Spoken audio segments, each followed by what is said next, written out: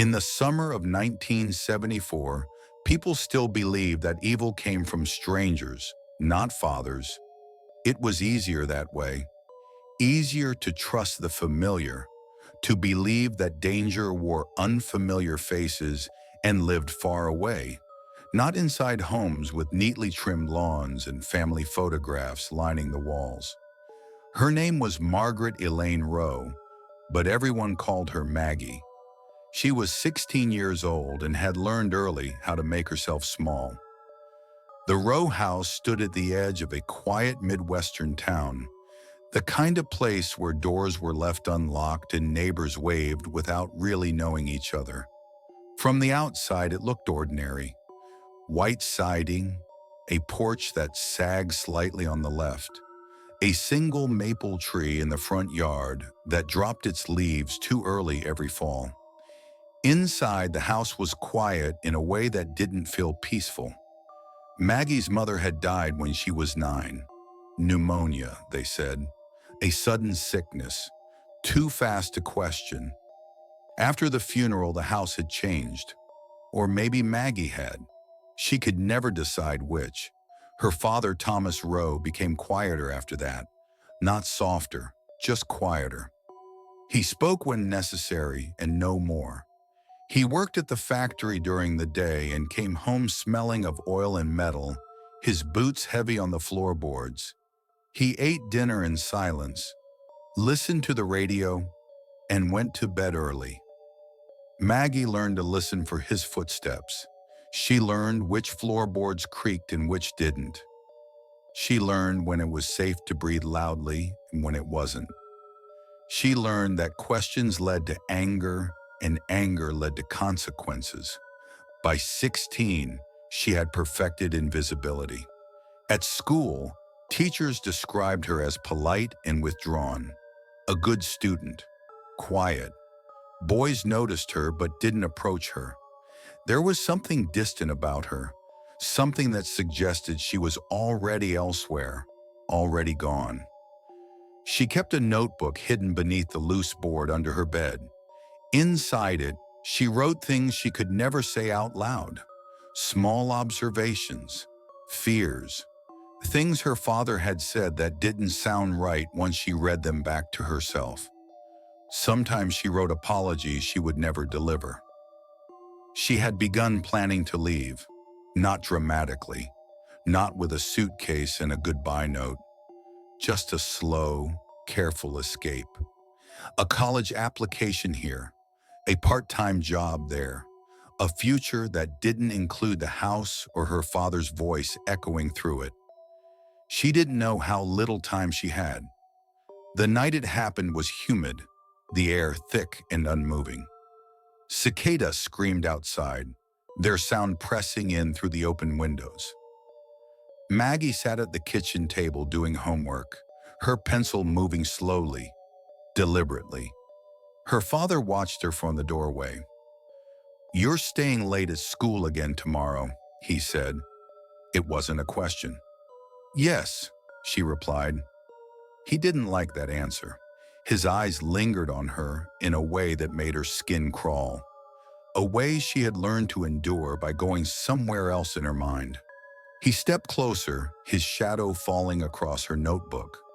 "You don't need to be out so much," he said. "Everything you need is here." Maggie swallowed. "I have class," she said quietly. His hand struck the table, making her flinch. "I said everything you need is here." Something in his voice had shifted, tightened. She recognized the sound immediately. It was the sound that meant she had gone too far. She stood up slowly, careful not to move too fast. "I'm sorry," she said automatically. He stared at her for a long moment, then nodded once. "Go to your room." She obeyed. She lay awake that night, staring at the ceiling, listening to her father move through the house. His footsteps didn't follow their usual pattern. He stopped outside her door, stood there, breathing. Then he walked away. Maggie didn't sleep. In the morning, she hid the notebook deeper beneath the floorboard before leaving for school. She had a strange feeling she couldn't explain, a sense of pressure behind her ribs, like something was about to collapse inward. At school, she lingered longer than usual, walked home slowly, watched the sky darken as clouds rolled in, heavy and low. Her father's truck was already in the driveway when she arrived. That was wrong. He wasn't supposed to be home yet. The house felt different the moment she stepped inside. The radio was off. The curtains were drawn. The air was still. "Dad!" she called. No answer. She took one step forward, then another. She never made it to the stairs. Maggie felt his presence before she saw him. The air behind her shifted, thickened, and then his hand closed around her arm. His grip was firm, practiced, like he had rehearsed it in his mind long before touching her. She gasped and turned, her back pressing against the wall, her school bag slipping from her shoulder and hitting the floor with a dull thud. Her father stood too close. His face was calm in a way that terrified her more than anger ever had. His eyes were steady, focused, as if he were finally doing something he had decided on a long time ago. "You're late," he said. "I stayed for class," she whispered. Her voice sounded small, even to her own ears. He tightened his grip slightly. Not enough to bruise yet. Just enough to remind her who controlled how much pain entered her body. "You think I don't know what you're doing?" he asked. "You think I don't see you pulling away?" She shook her head, tears already burning behind her eyes. "I'm not," she said. "I'm just tired." He released her arm and stepped back, smoothing his shirt as if embarrassed by the moment. For a brief second, Maggie thought it might be over, that he would retreat into silence again, and the house would return to its quiet tension. Then he smiled. It wasn't a wide smile. It didn't reach his eyes. It was the smile of someone who believed he was right. "I made dinner," he said. "We'll eat first." They sat across from each other at the kitchen table. Meatloaf, potatoes, the same meal they had eaten dozens of times before. Maggie forced herself to chew, though her mouth felt dry and numb. Her father watched her eat, his fork moving slowly, deliberately, like time itself had slowed to accommodate him. "You don't appreciate what I do for you," he said. "I do," she replied quickly. "You don't," he said. "You look at me like I'm something to escape from." She stared down at her plate. "I don't want to lose you," he continued. "Your mother left me alone. I won't let you do the same." Something inside Maggie broke open then, not loudly, not all at once, but in a quiet, devastating way.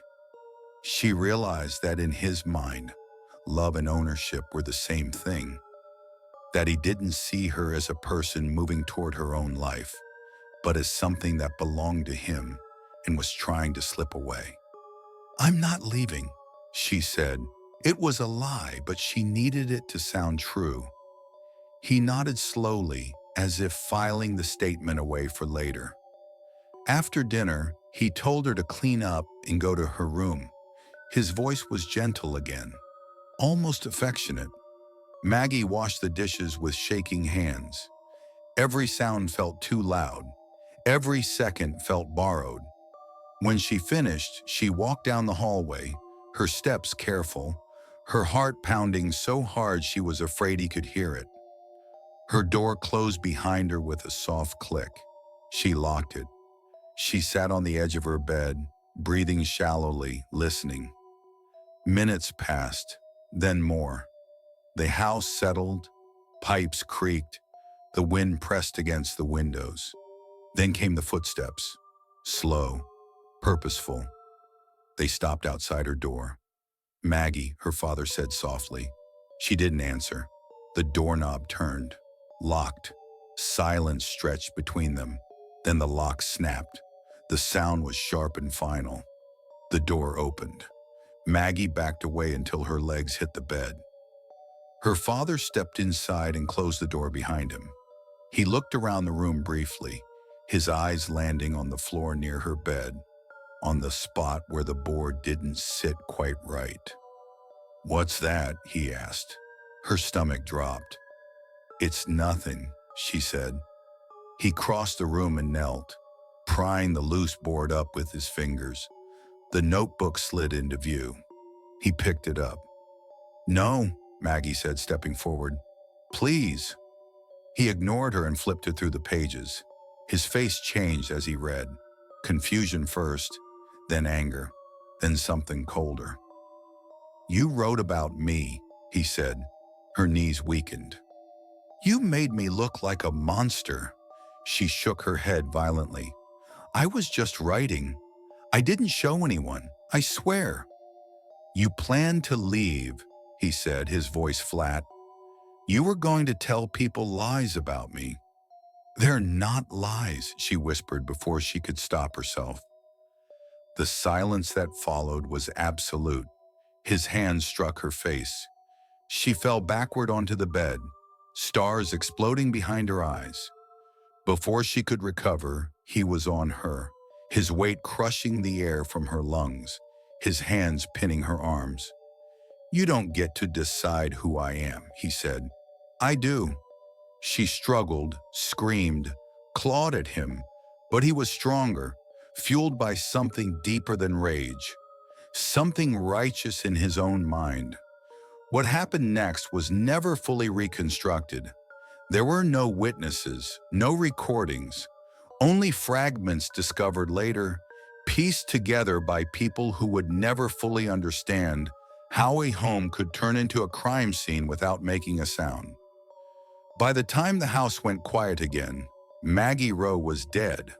Her father sat on the edge of the bed for a long time afterward, staring at nothing. The notebook lay open on the floor, pages crumpled under his boot. At some point he stood and cleaned himself up. He wrapped her body carefully, almost tenderly, as if the act itself might erase what he had done. He carried her out to the shed behind the house as rain began to fall, washing the streets clean, muting the world. By morning, Maggie was gone. Thomas Rowe reported her missing 2 days later. He cried in front of the police, showed them her room, told them she had been distant lately, troubled, difficult. They believed him. The town searched for weeks. Flyers went up. People whispered. Then slowly, inevitably, life moved on. The house stayed quiet. Years later, a new family moved in. They found an old notebook hidden beneath a loose floorboard while renovating the bedroom. The pages were yellowed, the handwriting neat and careful. They never knew her, but her words survived. And sometimes, late at night, when the house settled and the floorboards creaked, it almost sounded like someone pacing softly, counting steps, practicing how to be invisible no longer.